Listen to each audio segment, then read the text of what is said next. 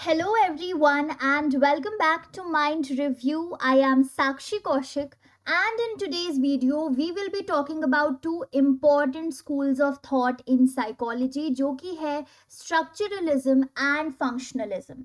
So, as you all know, that Let's Crack It series में हम काफ़ी सारे papers cover कर चुके हैं psychology के and UG level topics cover कर रहे हैं. And now we have also begin with schools of psychology. So इसमें भी हम ऑलरेडी कुछ टॉपिक्स कवर कर चुके हैं. In case you have missed out on any of the videos you can go back and watch them again. तो let's crack it series नाम से मैंने एक पूरी प्लेलिस्ट क्यूरेट कर रखी है जिसमें मैंने सारी वीडियोज डे 1 से लेके अभी तक की अपडेट कर रखी है. So the link of that playlist is in the description box and let's get started with today's video. So सबसे पहले हम शुरू करेंगे विद स्ट्रक्चरलिज्म. सो ये जो स्कूल ऑफ थॉट था structuralism, it is considered to be the very initial and first school of thought.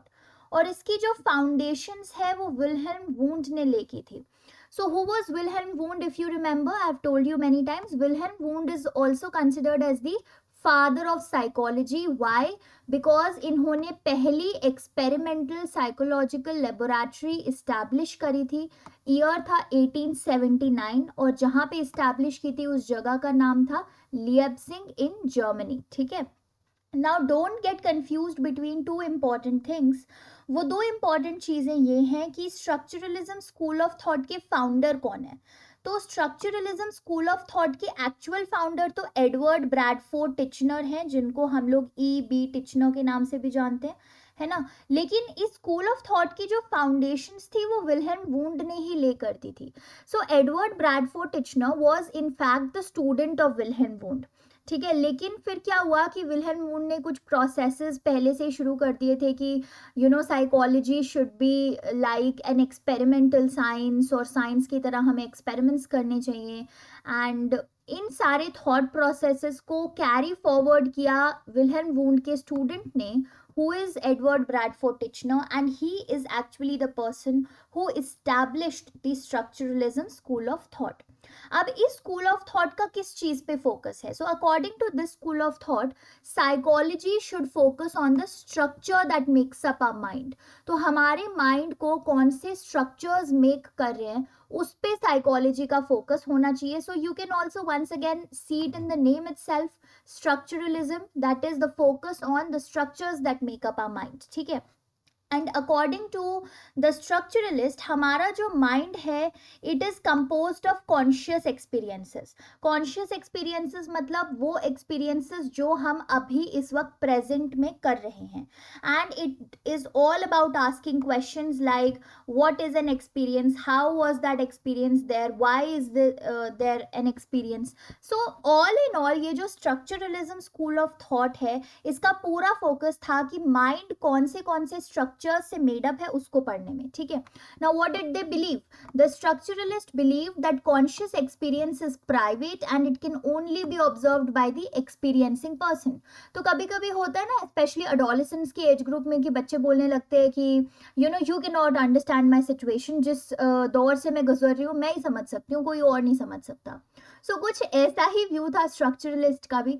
ठीक है. उनका भी बिलीव था कि जो भी कॉन्शियस एक्सपीरियंसेस होते हैं, जो भी एक इंडिविजुअल के लाइफ में एक्सपीरियंसेस होते हैं, वो उस इंडिविजुअल के लिए प्राइवेट होते हैं एंड उस इंडिविजुअल से बेटर उन एक्सपीरियंसेस को कोई नहीं समझ सकता. So that is why the method that structuralism school of thought followed was known as introspection. Introspection method में क्या होता था कि एक्सपेरिमेंट्स हो रहे हैं, एक्सपेरिमेंट्स में सब्जेक्ट्स आ रहे हैं. ठीक है. फिर जो भी एक्सपीरियंसेस थे सब्जेक्ट्स के, सब्जेक्ट से ही पूछे जाते थे. So the experimenter was not observing anything और something like that. rather what was done is, in introspection what was done is that the subject themselves were asked to describe their experience. ठीक है. For example मैंने आपको हाथ में कोई stone दे दिया है. अब उस स्टोन का कैसा टेक्सचर आपको फील हो रहा है, is it hard, is it rough, is it soft, what exactly is it and what are you experiencing at the moment. मैं वो ऑब्जर्व करने की बजाय डायरेक्टली आपको बोलूँ कि you should you tell me what are you experiencing, और इस वक्त आपका क्या एक्सपीरियंस है स्टोन को पकड़ते हुए. and then you will begin telling your story and experiences. So that process is known as introspection. और आपको क्यों लगता है कि structuralist ने introspection method use करना शुरू किया या initiate किया? Just because of the belief that we studied right now, क्योंकि इनका belief ही ये था कि भाई एक इंसान से जो इंसान experience करे किसी भी particular experience को, उससे better उस experience को कोई ना तो observe कर सकता ना ही कोई describe कर सकता. So that is what they believed. Now, some subject areas which were studied by structuralists were sensation and perception, ठीक है, attention हो गया, feelings, reactions and associations. These were some of the areas which were explored by the structuralist school of thought. और ये कुछ areas हम already cover भी कर चुके हैं, if you remember when we were covering the general psychology paper, है ना, सेंसेशन परसेप्शन हमने कवर किया था.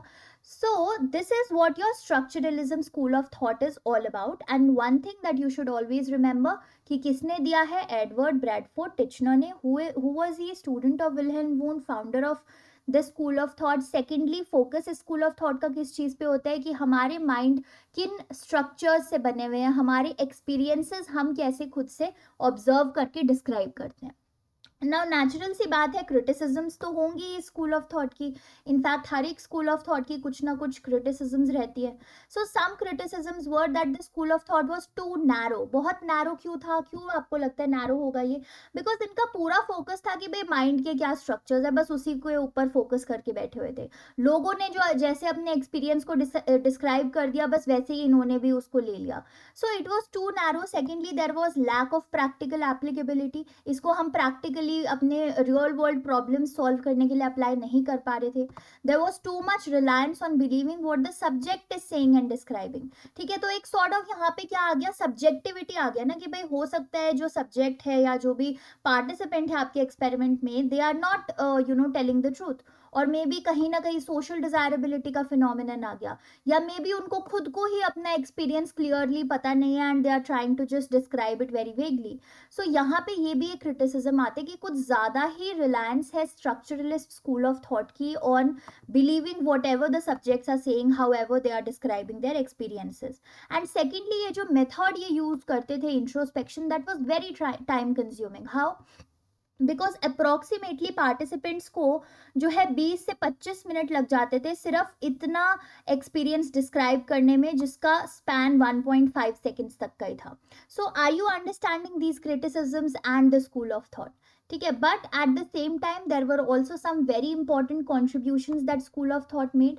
One is both of the points mean the same thing, but the basic crux of all of it is कि ये जो structuralism school of thought था, इसने साइकोलॉजी में कहीं ना कहीं साइंस इंट्रोड्यूस करी.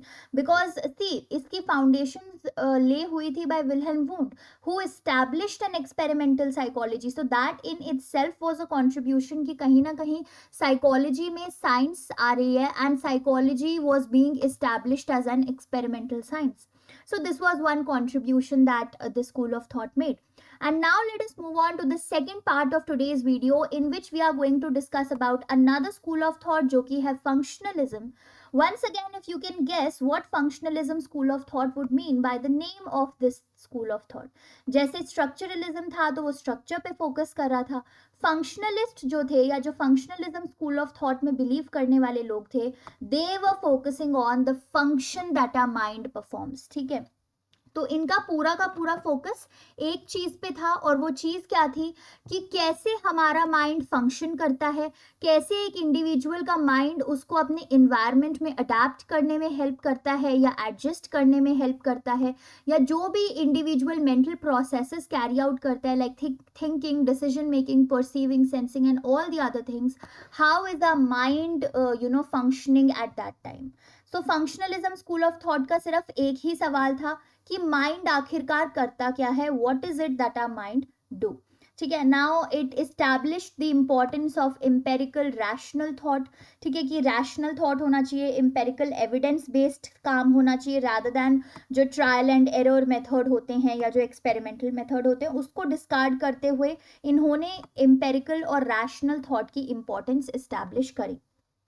Now, who was the founder of functionalism school of thought? It was William James. ठीक है, so William James ने ये school of thought found किया था, and he also wrote a very famous book. इसका नाम अगर आपको याद रहे तो it is very well and good. ठीक है, he wrote a book in the name of The Principles of Psychology, and he was very highly influenced by Charles Darwin's work. Who was Charles Darwin? Come on quickly, ये तो सबको पता ही होगा. ठीक है, Charles Darwin ने काम किया था एवोल्यूशन पे, है ना. इफ यू रिमेंबर कि कैसे स्पीशीज इवॉल्व कर रही है, सर्वाइवल ऑफ द फिटेस्ट वाली जो टर्म्स आती हैं, all of these works were done by Charles Darwin, and William James was very much influenced by Charles Darwin's work. और उनका ये भी मानना था कि हमारे माइंड का क्या फंक्शन है वो भी कहीं ना कहीं एवोल्यूशन से रिलेटेड है. And according to William James, the aim of functional psychology was to study consciousness as an ongoing process. That means whatever experiences we are having at the moment, उसको as an ongoing process वो study करना चाह रहे थे. वो ये नहीं study करना चाह रहे थे कि भाई हमारा mind किन structures से बना है, या जो हमारे experiences हैं वो experience करने के बाद हम subjects को बोले कि अब आप अपना experience फिर से define करो. Rather, William James का मानना था कि functional psychology में क्या है कि जैसे जैसे एक्सपीरियंस होता जा रहा है वैसे वैसे ही उसको हम स्टडी करते जाएं. ठीक है, and he according to him mind was constantly engaged in give and take relation with environment. तो हमारा जो एनवायरनमेंट है उसके साथ हमारा माइंड हमेशा ही एसोसिएटेड होता है एक sort of give and take relationship में. Then there were some other important functionalists as well जिनके बारे में आपको पता होना चाहिए. One of them was James Roland Angel. Now इनका क्या क्या important काम था? So he highlighted the major differences that existed between structuralism and functionalism. तो क्या हो सकते हैं वो कि देखो structuralism तो structure पे focus कर रहा है, यानी कि mental operations पे focus कर रहा है कि हमारे mind के क्या structures हैं and all of that. Rather functionalism mental processes पे फॉलो करे कि हमारा माइंड कैसे फंक्शन कर रहा है. ठीक है, सेकेंडली स्ट्रक्चरलिज्म का फोकस है on the structure of mind and functionalism का on the function of mind. And structuralism जो है वो स्टैटिक चीजें स्टडी करे कि एक बार जो एक्सपीरियंस हो चुका उसको फिर से डिफाइन करना, या माइंड का स्ट्रक्चर जो स्टैटिक है. रादर फंक्शनलिज्म काफी डायनामिक चीजें स्टडी करता है कि माइंड हमारा कैसे डिफरेंट सिचुएशंस में फंक्शन कर रहा है, कैसे डिफरेंट एनवायरनमेंट में फंक्शन कर रहा है, कैसे एनवायरनमेंट के साथ रिलेटेड है. Then James Rowland Angell also studied about the concepts of consciousness and adaptation. He believed कि हमारी जो बॉडी है और हमारा जो माइंड है वो डिफरेंट एंटिटीज हैं. सो this is what he believed. ठीक है, and he also believed something that William James also believed in कि हमारा जो माइंड है वो हमेशा एंगेज रहता है इन्वायरमेंट और ऑर्गेनिज्म के बीच में, कि इन्वायरमेंट की क्या नीड्स हैं, ऑर्गेनिज्म की क्या नीड्स हैं. एक give and take relationship always goes on. So we have talked about William James, we have talked about James Roland Angel, and another important person in functionalism school of thought is Harvey Carr.